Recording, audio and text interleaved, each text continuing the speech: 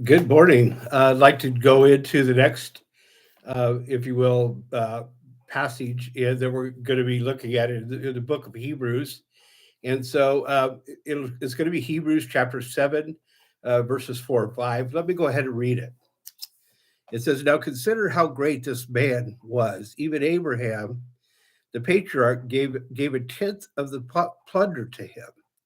The reason of Levi, who received the priestly office, had a command give according to the law to collect a tenth from the people, that is, from their brothers, though they also were descended from Abraham." Okay, so this is kind of an important guy that we need to look at, and I want to talk a little bit about it, just how he is, and kind of take a look at all of that today as we go into the next part of this book. And so here we are. It says that we need to look at actually in verses 4 and 5. We need to look at the priestly ministry of Melchizedek. In verses 4 and 5, he said the the writers is kind of building an understanding of the importance of him as we continue in this passage. And so uh, the writer tells us that we need to consider how great this man was, and this word consider is very important to us, because in the Greek it means to discern. Okay, and the root word means to look closely at something, or in this case, Melchizedek. Uh, one of the other root words that is important actually means to gaze at, and gives us the understanding of, of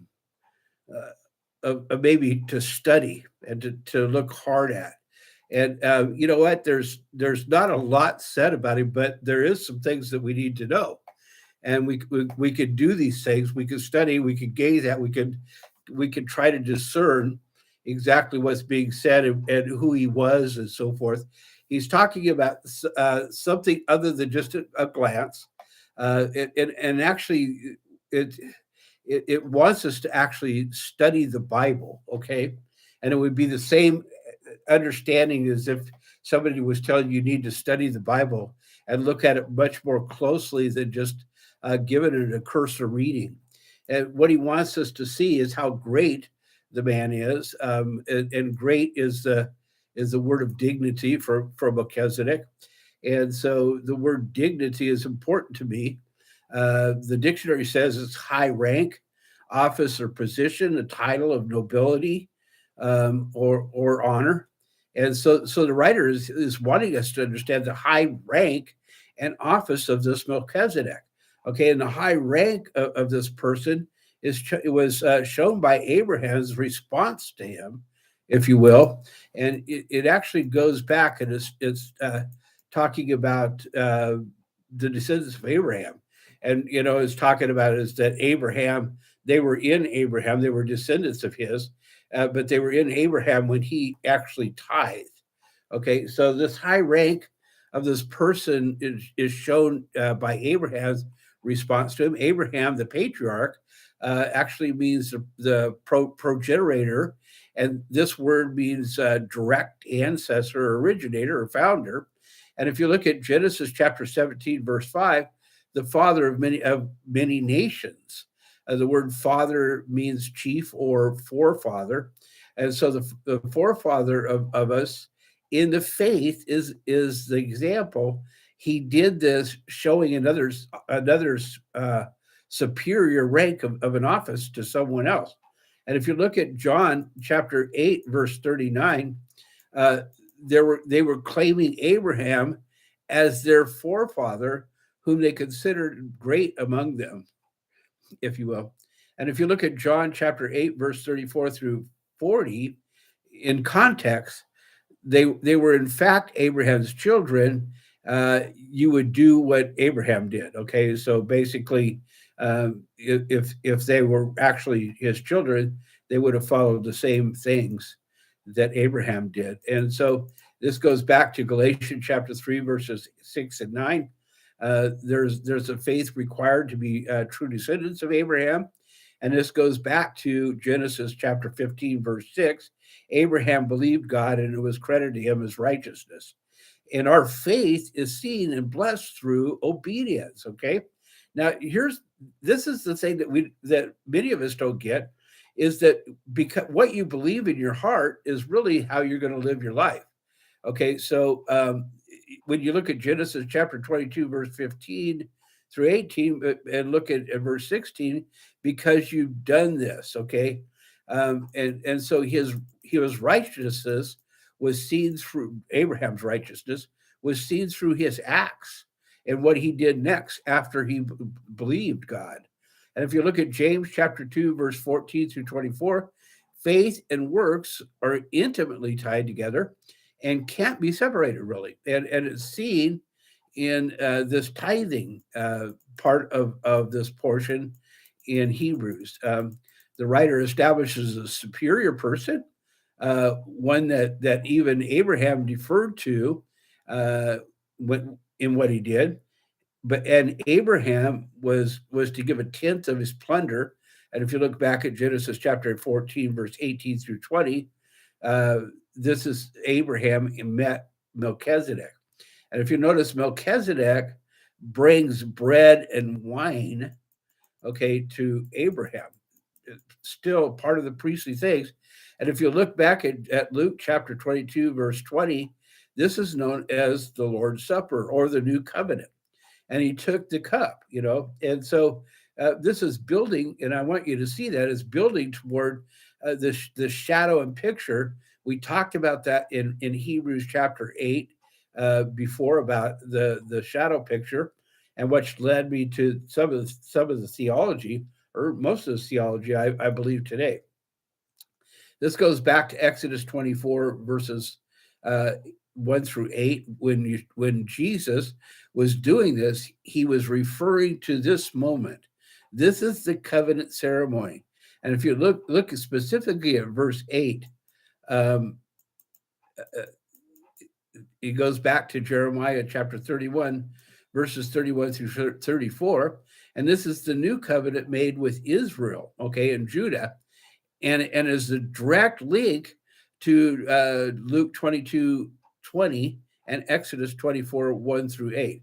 By the way, Jeremiah 31 and verses 31 through 34 is talking about that God is going to make a new covenant, okay, with Israel, with Judah and Israel, okay?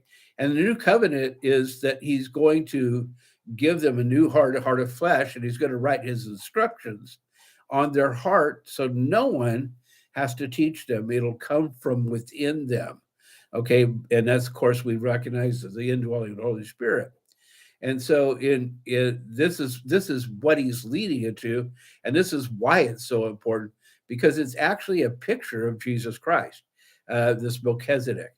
And if you look back at Hebrews chapter 8, verse 10, this is the new covenant that was spoken here in this chapter. And if you look at Zechariah chapter 9, verses 9 through 11, once again, this is about the new covenant in Jesus's blood, and it's about restoration. Now, the bread is the unleavened bread of Passover. And if you look at Luke 22, 19, this is my body, and that's what he said. He took the bread, the unleavened bread, and said, this is my body, which was broken for you. It goes back to Exodus chapter 12, verse 8. And we can see in First Corinthians chapter 5, verses 7 and 8, unleavened bread represents sincerity and truth, but also life. And if you look at John chapter 6, verse 31, this is a reference to Exodus 16, 9, about the raining down the bread from heaven. And we know it, they knew it then as manna from heaven. And that's exactly what he's pointing out to, and is what this picture is pointing to, is that he's a shadow picture of Jesus Christ. If you look at it, you see another picture in there too, and it would be later on when David was both priest and king, but Jesus himself is coming back as not only our king, but also our high priest as well. He's the mediator. He's the one that we go through. Okay, and if you look at John chapter 6, verses 30 through 40, the Father sent Jesus, the bread of life, to us from heaven, okay, from the heavens. And if you look at John chapter 6, verses 51 through 59, it's not like the manna that was living bread that brings life. Okay, the manna is not the same thing. Okay, and it talks about that they ate that manna and died, but the manna that's coming down from heaven, that he's going to rain down from heaven, okay, they'll eat and not die. And this is to establish that Melchizedek was a superior priest, that Abraham was being ministered to by the superior, if you will. Now look at Abraham. It gave a tenth of the plunder.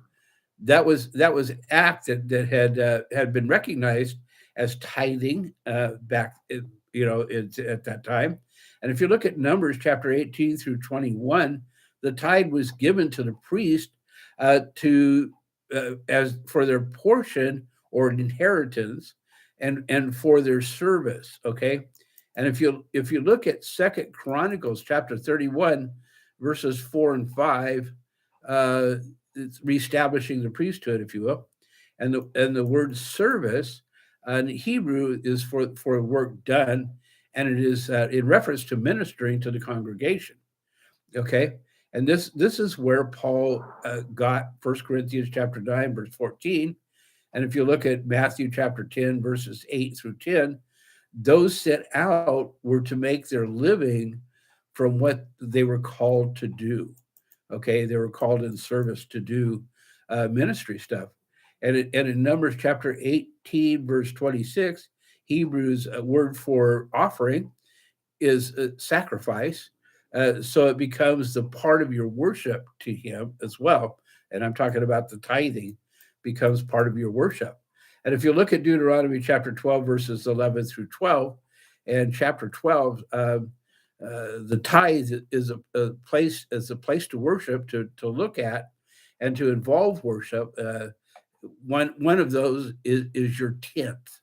Okay, so Abraham was in fact worshiping by giving a tenth of this plunder, or this offering that he had. So it's really amazing stuff as you go through this, because Abraham gave a tenth, and it shows that, and it shows us this shadow picture, if you will, of Jesus Christ himself.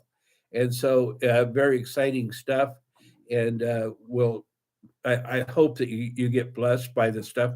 And I hope you go back and just watch the video and take some of the scriptures that I gave you, and use them, and go back and study it out for yourself. And you have a great day.